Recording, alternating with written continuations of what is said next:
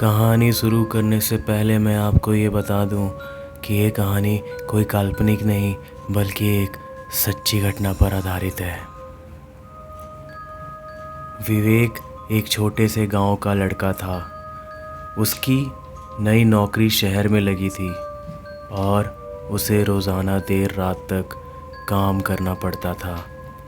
एक रात जब वह अपने गांव लौट रहा था, रास्ते में उसकी बाइक खराब हो गई।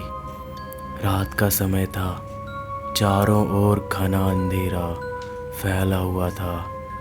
विवेक को गांव तक पहुंचने के लिए लगभग 5 किलोमीटर पैदल चलना पड़ा। चलते चलते उसे एहसास हुआ कि कोई उसके पीछे चल रहा है।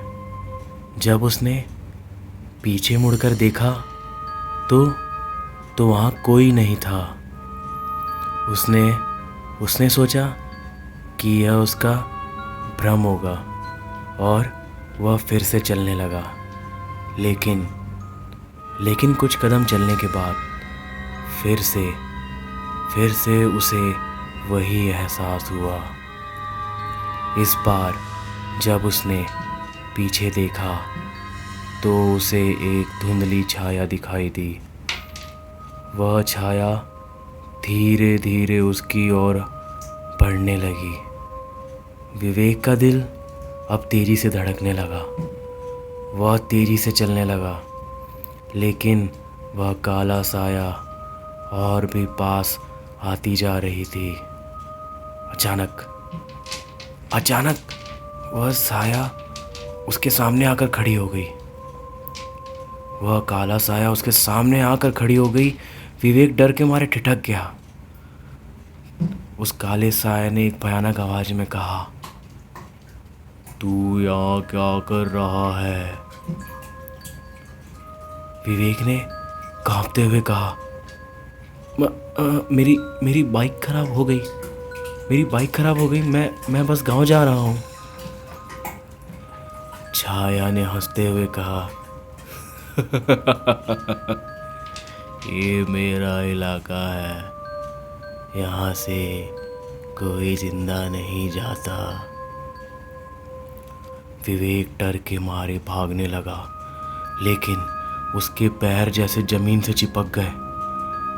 काला साया उसके चारों ओर घिर गई और उसकी आंखों के सामने अंधेरा छा गया। अगली सुबह गांव वाले विवेक को उसके घर के पास बेहोश हालत में पाए। जब वह होश में आया तो उसने सबको उस साए के बारे में बताया।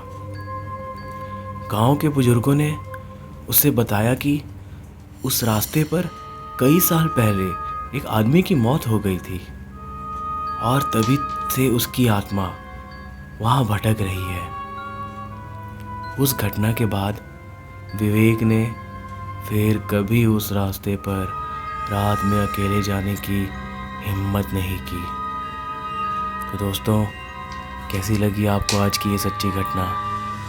अगर वीडियो अच्छी लगी हो तो लाइक ज़रूर कीजिएगा और अपने दोस्तों के साथ शेयर ज़रूर कीजिएगा। तब तक के लिए मैं आपका दोस्त मिलता हूँ आपको एक और नई सच्ची घटना के साथ। अपना ख्याल रखिए। Goodbye and take care.